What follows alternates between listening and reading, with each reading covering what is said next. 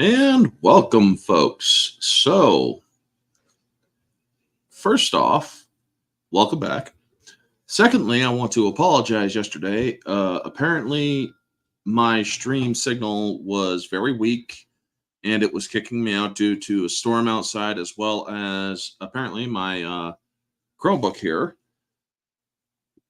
needed its memory cache and browsing data and all that stuff wiped because, well, I hadn't done it in a while. So I do want to apologize to my other hosts, Janet and NB Geeks, because, well, I had to cut it early because there was way too much of a tax on the stream and I wasn't able to get a word in and there was causing delays and all that. So I do want to apologize for that.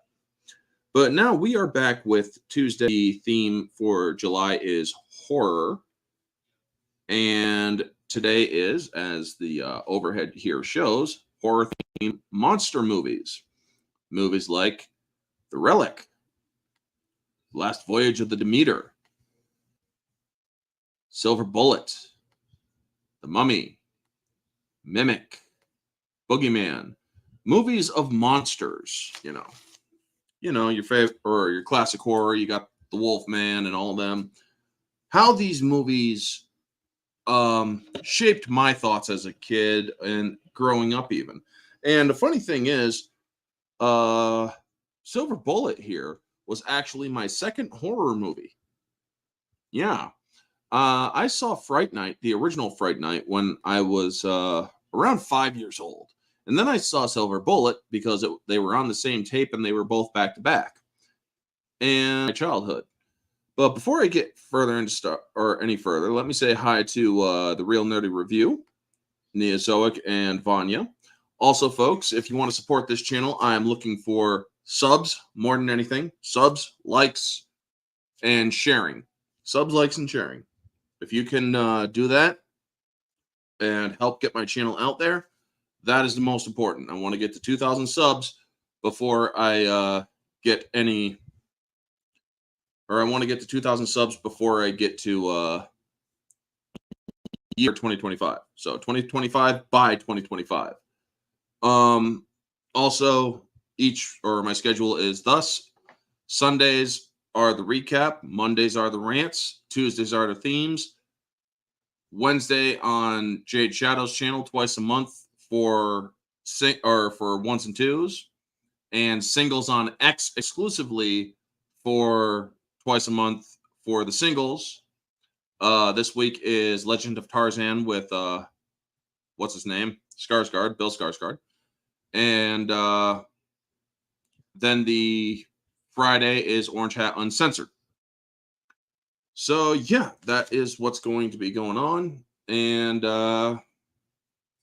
also Tuesday nights on the Barroom Podcast on my Friend Society Reviews channel. So stay tuned for all those, folks, especially tonight.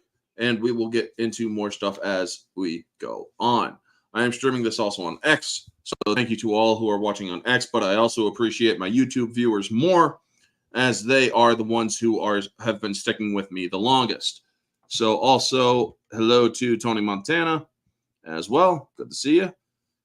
Question: do kaiju films count as monster horror? Yes, they do. Because, well, Godzilla, I mean, yes, it was an aberration of nature due to nuclear fallout, but Godzilla also does kind of fit into the monster genre as well. It depends on the context of the monster, really, where these monsters are monsters that were artificially created through fiction, like the Kathoga. While, yes, it exists in nature in the story, it is a movie that was it was a creature who was created in the mind of somebody who wrote the book. Last Voyage of the Demeter, a vampire, came from the idea of Greek mythology and whatnot, as well as Bram Stoker's novel, in which this movie is the expression of the 7th chapter. Silver Bullet is about a werewolf. Werewolves, I mean, yes, they're myths originate in nature, mummies, curses that existed in history and whatnot. However, the monster form uh is of a more fictional expression. Mimic, yes, the bugs are of nature. However, this was a very big fictional step of evolution. And the boogeyman, well, we all know that that's a monster of the mind. Or that is a generic name for something that we are all afraid of. Oh, are you afraid of the boogeyman and whatnot?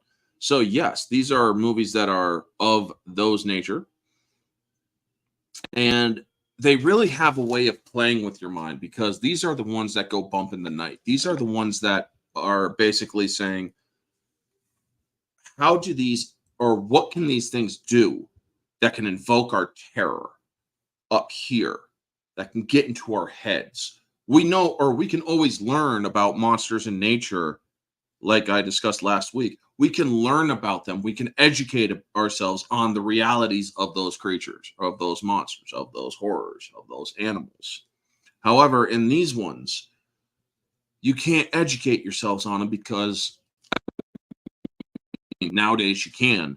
But if you're in that universe, if you're in that story, and you don't know much about them, this is all you have left.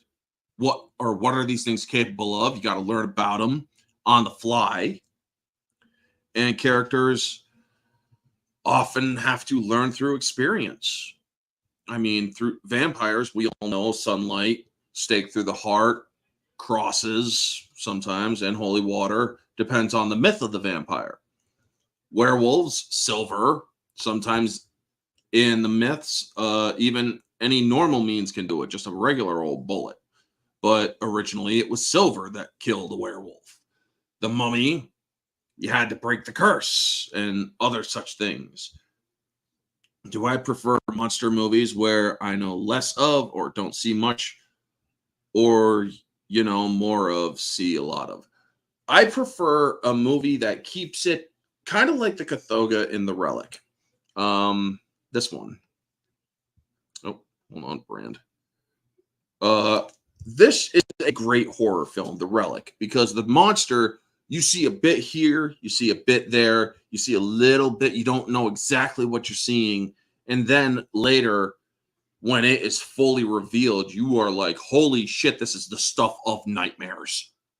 I mean, when the Kathoga is actually fully expressed in that movie, when it is fully shown, you are like, I could not have imagined that, even if my mind, and as expansive as my mind is now, compared to it was back when I first saw this movie, holy crap, I could never have imagined something like that.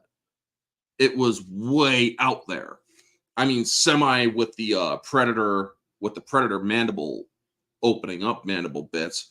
I mean, this thing was like a freaking Yautja that got a DNA hodgepodge of all sorts of shit, But predators are mostly extraterrestrial.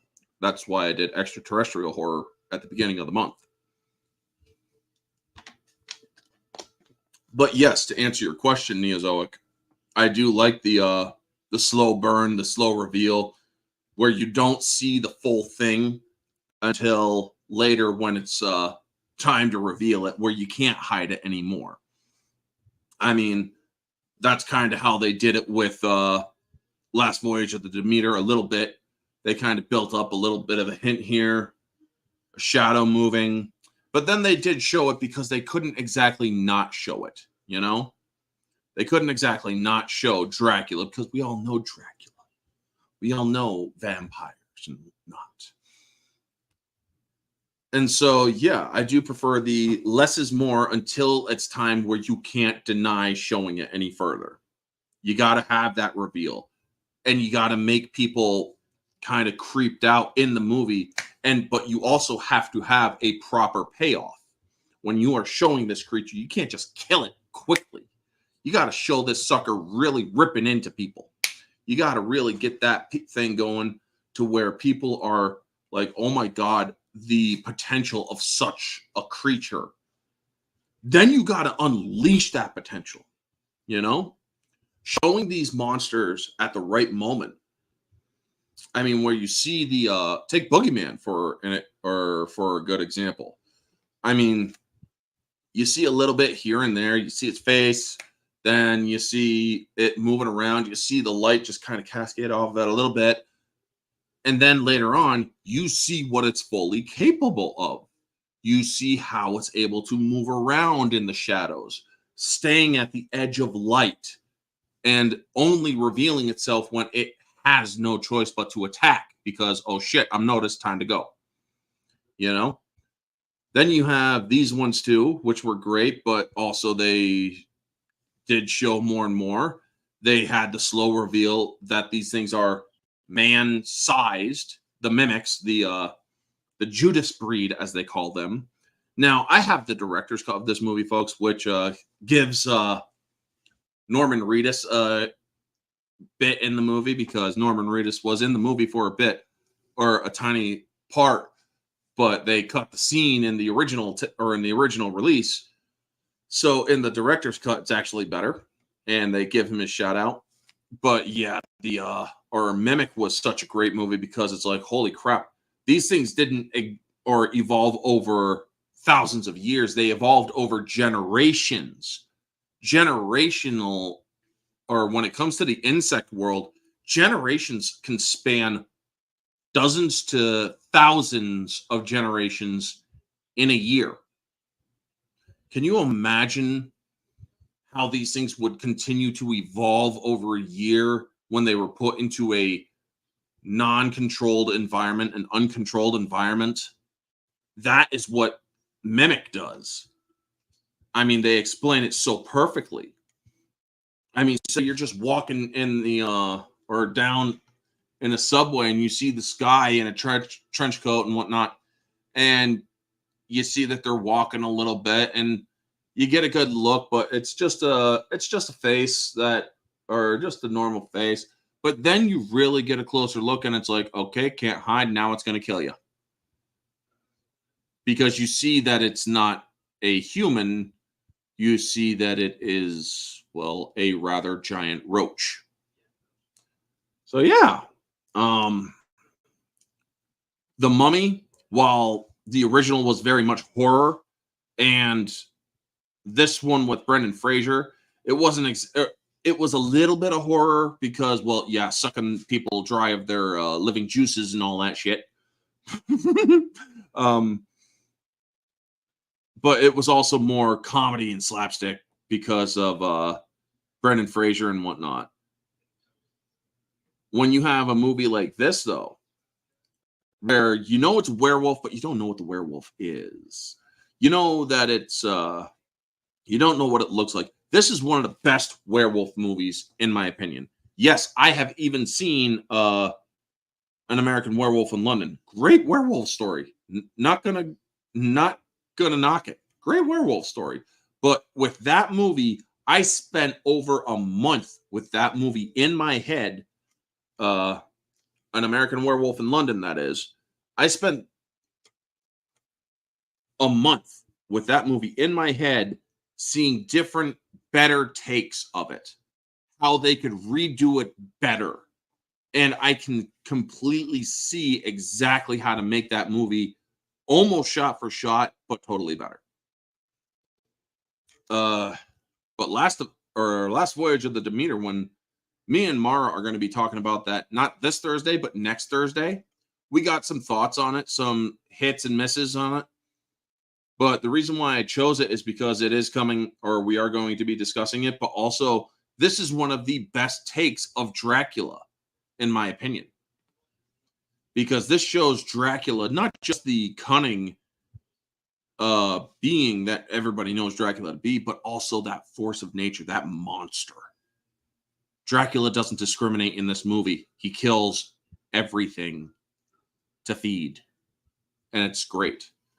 And that is what I like about vampire films, folks. When you are talking, or when you have vampire films, you need to basically show that there are moments in which people have no plot armor. one of the things I hate in movies, especially horror movies, is plot armor.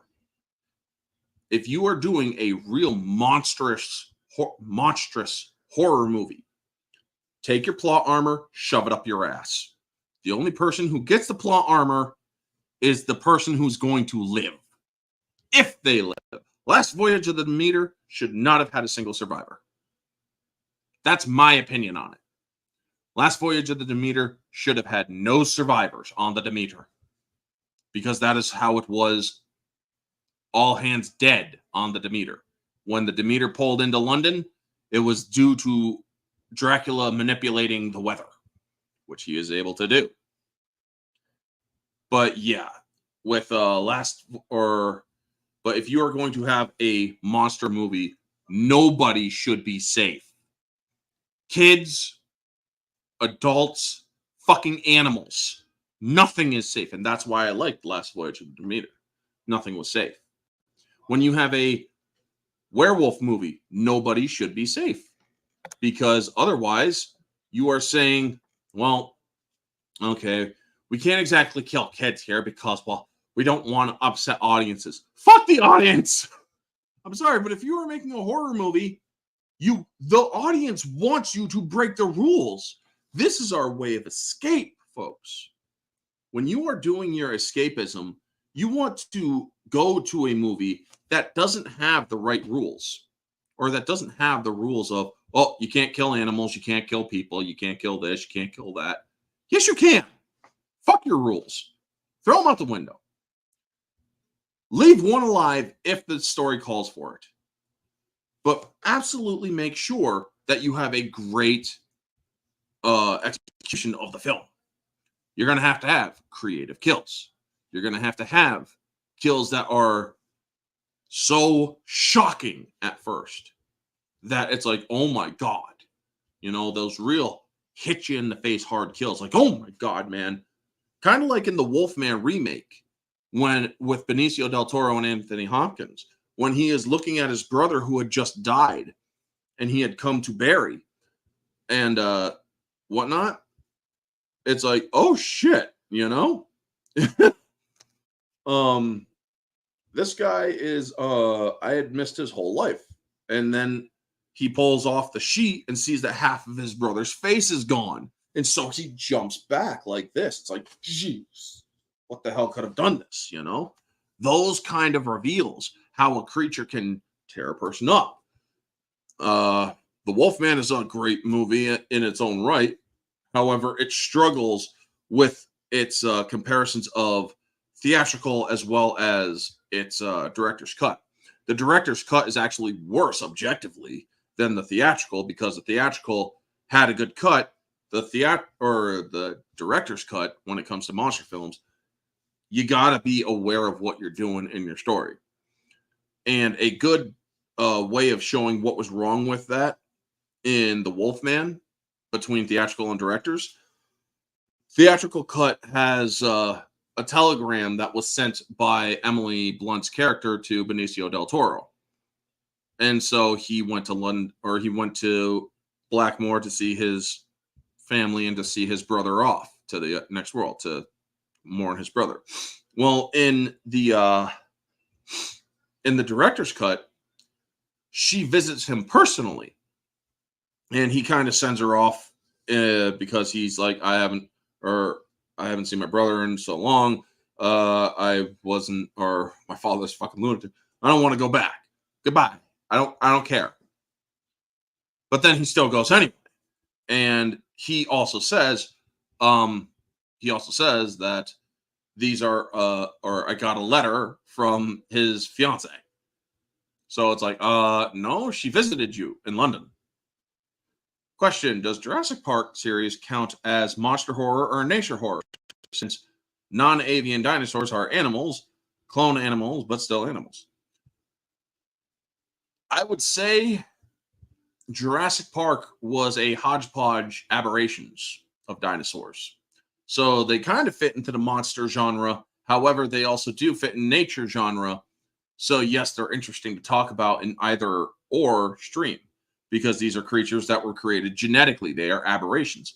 There's another Peter Benchley movie. I mean, while I was doing nature horror the other day or last week with you guys, I talked about Peter Benchley's Creature.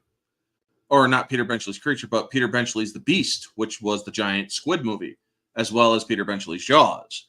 But there's also another one, Peter Benchley's Creature, which there's the movie with Craig T. Nelson and Kim Cattrall, in which they talk about how this great white shark has DNA in it that is causing it to evolve into a more terrestrial creature that is extremely dangerous.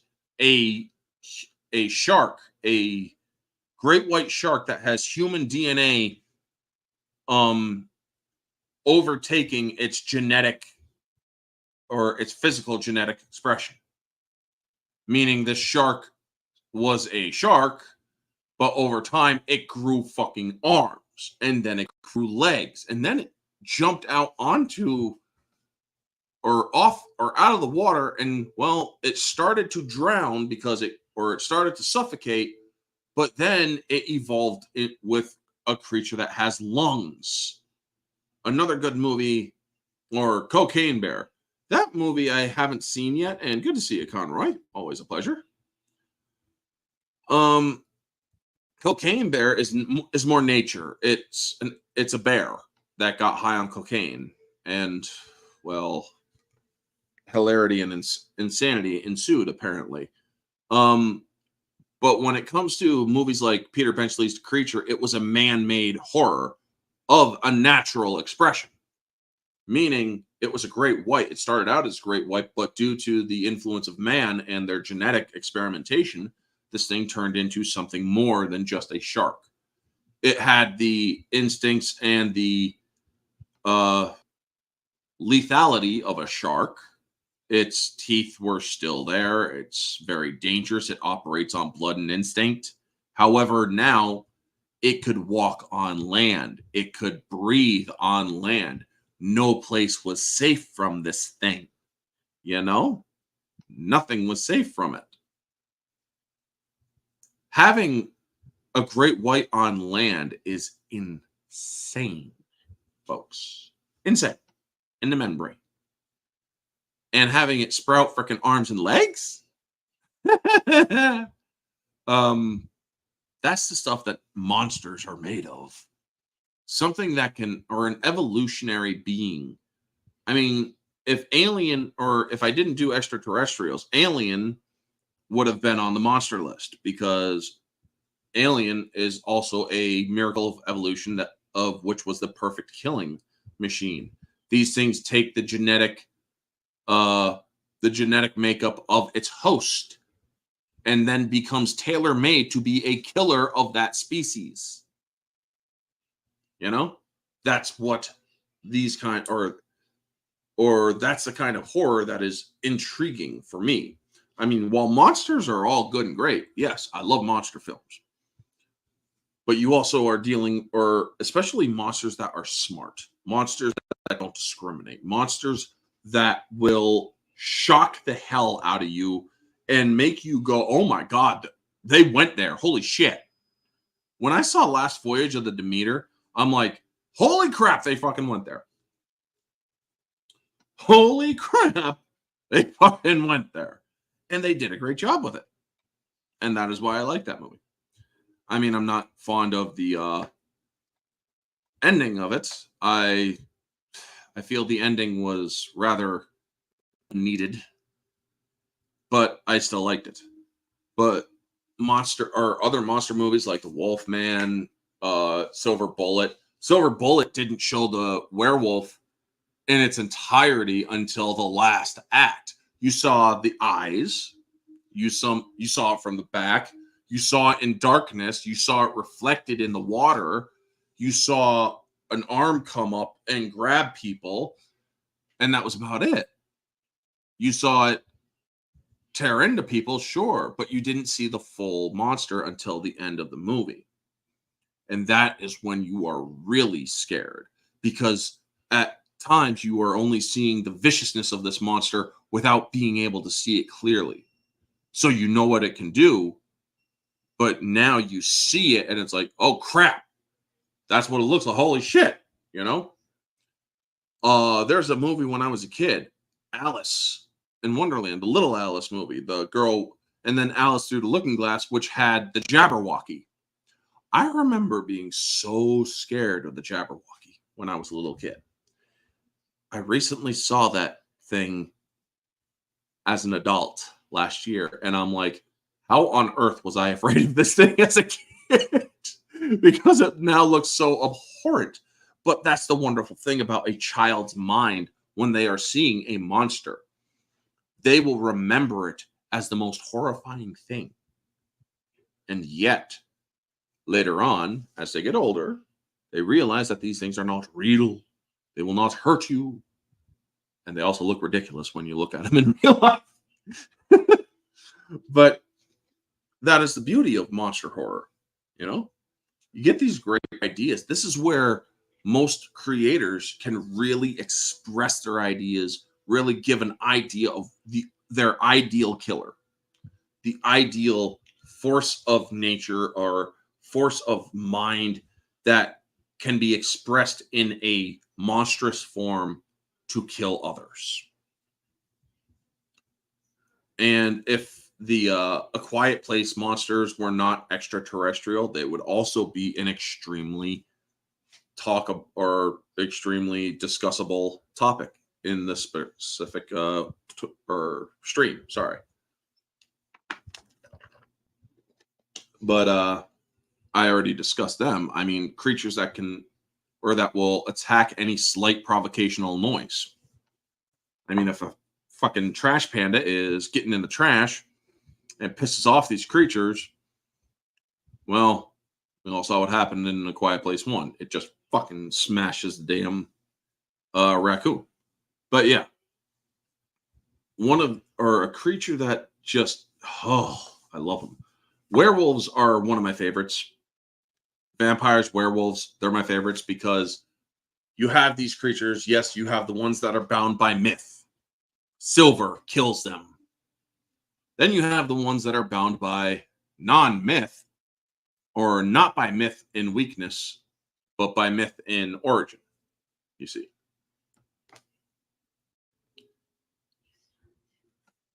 And the ones in myth are bound by total myth, rather. The ones that are bound by total myth are interesting, but they're easily stopped. If these things are bound by silver, then there's an easy way for the smart person in a horror movie to kill them. If these things are not bound by silver and can die by a much more conventional means, sure, it's easier, but from video games, Neozoic. Monsters from video games. Huh.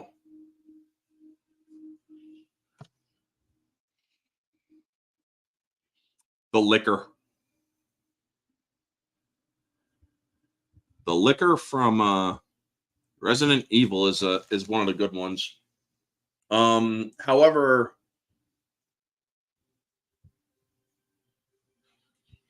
there are others that come to mind. But the liquor from Resident Evil, which is a man-made aberrational monster,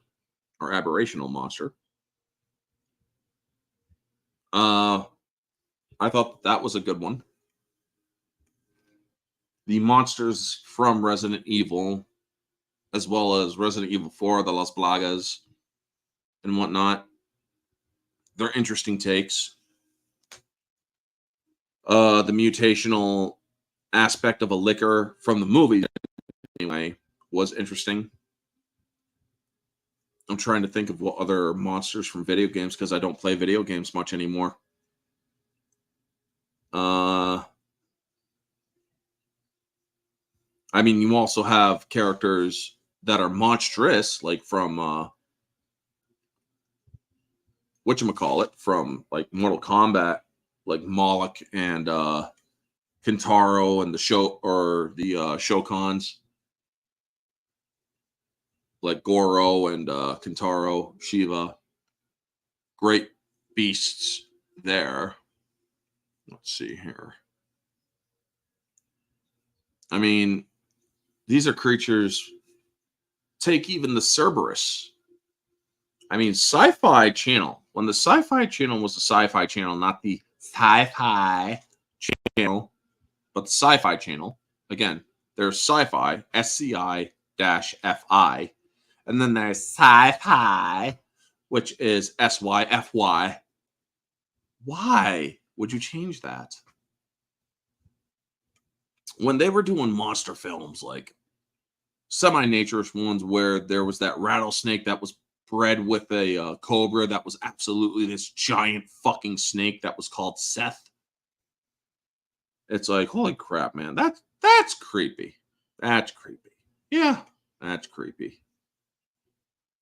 And then there's also other ones that were like a rock golem. There was also other ones that were, let's see here. The Cerberus. And there's then the two-headed dogs. The three-headed sharks. Some of them that are coming from nature. Some are coming from myth. I tell you, man. It's not a horror movie, so to speak, but there was one moment in Wrath of the Titans where he's having a dream of Kronos attacking, where his hand sweeps over and just grabs a hold of land and just drags his hand across, killing everybody around and whatnot. And it's like, when you something that large is terrifying, because you are seeing something beyond the pale of what you are, or of any known experience that you have had, you know? Hey, NB, good to see you. Seems that I needed to clear my cache, and that attributed to the problems last night. So again, at the beginning of the stream, I did apologize for that. Classic zombies, the slow walking, dead George Romero films, Resident Evil games, and infected zombies, fast running, 28 Days Later, Last of Us, and World War Z in them. When it comes to zombies, they're my least favorite because they've been done to death. They have been done to death. You have the slower ones, sure, but they're nigh unstoppable unless you blow their heads off. The ones that I've never seen, the 28 day or the 28 movies, the 28 days or 28 weeks or whatever. Now they're going to have 28 years later coming, apparently. Last of Us, I never really watched it. I had no interest in it whatsoever. So I don't know about the zombies there. But the fast ones from Resident Evil and the slow ones from Resident Evil, because they both exist, or both versions exist in Resident Evil. But then you also have the slow walking original ones. The slow walking original ones were interesting. But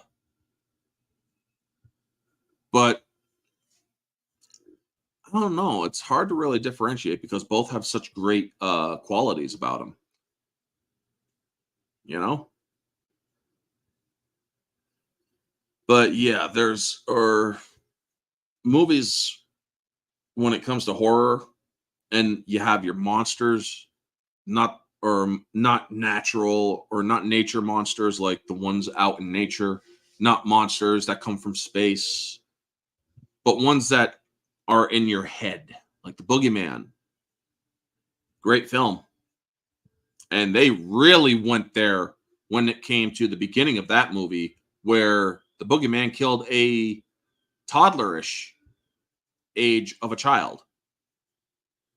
And I'm thinking to myself, oh my God, did I just hear a baby get killed? Yeah, you did.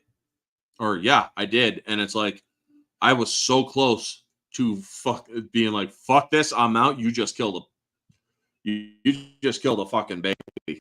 It's like, I ain't no way am I watching this shit. Because after my cousin was born Jesus Christ, he's almost 15 now. Or he's going to be 15 in August. Holy crap. But when he was born, I had a sudden shift of mentality. I had a very paternal-like instinct where I was watching after he was born and getting to help or getting to hold him and whatnot. Great kid and stuff. He's technically same generation, but he's also generation removed, so to speak. Where I'm almost 40, he's going on 15. But the thing is with him being born, when he was born, I was watching Bram Stoker's Dracula one time, or after I had held him and after I had bonded with the little guy a little bit. And then I suddenly found out I couldn't watch the scene where Dracula feeds a baby to his eyes. The second I heard the baby scream, I just suddenly just turned it off because I couldn't handle that noise of a baby in distress. I still can't. To this day, if I hear a baby in distress, my immediate reaction is to help that kid. If I hear a dog or a puppy screaming or whining in a way that tells me that dog is being hurt physically, oh boy, am I going to go John Wick on whatever's the cause. It's just, I can't take that level anymore. But now I have gotten better, obviously, with Last Voyage of the Demeter and Boogeyman. I was able to watch the Boogeyman all the way through. But it still was no less. It's like you're getting close to crossing the line here, you know. Dead Hunger is a good book series for zombie series. Met a guy at a Florida con. I got 2 books, and we corresponded when my wife deployed, or when my wife deployed. He made a character of her likeness. So cool, cool. I get my grandson next month for 2 weeks. So excited. Nice, man. Wonderful thing about grandparents, well, some grandparents anyway, they always love their grandkids, but some grandparents are happy to not have to deal with the diapers.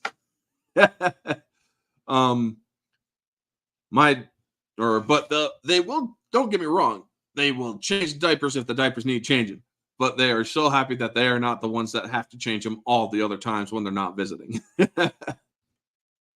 Me, I have no problem with it. When my nephews and niece was born, I already knew how to change diapers because I was changing diapers since I was, since I was rather young myself, because I grew up with helping family members with kids. So I had to learn how to change the diapers and how to learn how to clean the tushes and all that other stuff.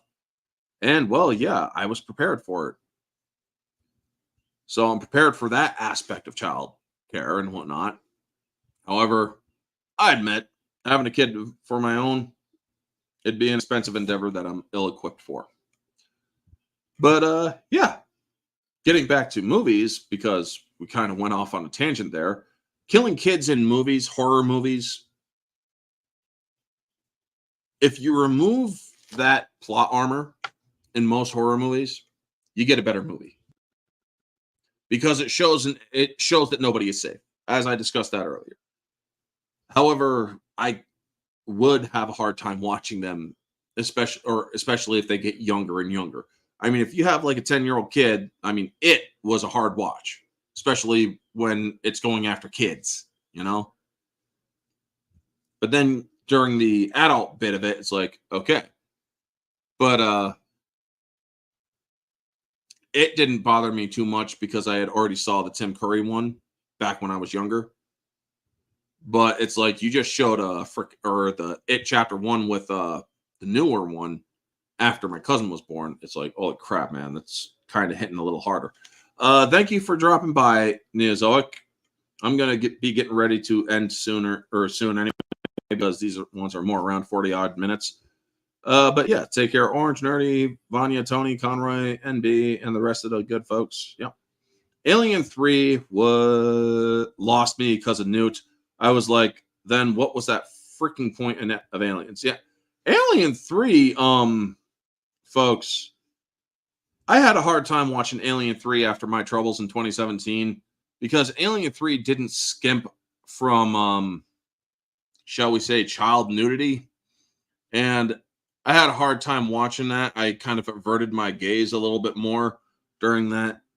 scene of the autopsies, because it's like, I don't need to see that. I don't need to see that. I don't want to see that, because they were rather less modest, shall we say. And it's like, you don't want to see that, even nowadays, you don't want to see that. But yeah, Alien 3 had its problems mainly because, well, Sigourney Weaver didn't want to come back. She didn't want to shave her head. She didn't want to do a lot of that shit. But also because, well, Hicks is dead, and it's like, well, what the fuck, man? Kill Hicks. Asshole. But yeah, I was watching Aliens, the making of Aliens after the 4K came out. Interesting stuff there. But that's extraterrestrial horror, which I discussed a couple weeks ago. But anyway, I am going to start wrapping it up here. Monsters of the Mind, Monsters movies, folks. Great stuff. I highly suggest those are the kind of movie, or if you like monster movies, definitely let me know in the comment section after the stream, the comment section down below, or for regular videos and whatnot. What is your favorite aspect of monster movies? What is your favorite piece of the puzzle that is monster movies? Do you like them because they challenge your inner what goes bump in the night terrors, or what is it about them that you really like? Let me know all those thoughts, folks. Thank you so much to NB Geek, Tony, Conroy, Vanya, Neozoic, Nerdy, and NB and whatnot. And also those on X. Again, I do apologize for yesterday's inability to keep a stable stream going. Hopefully that problem is now fixed. But anyway, folks, thank you so much for tuning in. Next week is, I should give you guys a idea of next week. Slashers. Jason, Freddy, Michael Myers, Scream, all the slasher horrors, folks. Those are coming to bear next week. But yep, thank you all for tuning in. Y'all are freaking awesome and amazing people. I'm going to go and watch my niece and nephew go play soccer later today. So y'all have a wonderful day, and always remember to stay humble. Oh, also make sure that you tune in to Barroom Podcast tonight at 9 p.m. for on Society Reviews channel. We're going to be discussing a lot of stuff that happened last week and over the weekend. Anyway, folks, take care and stay humble.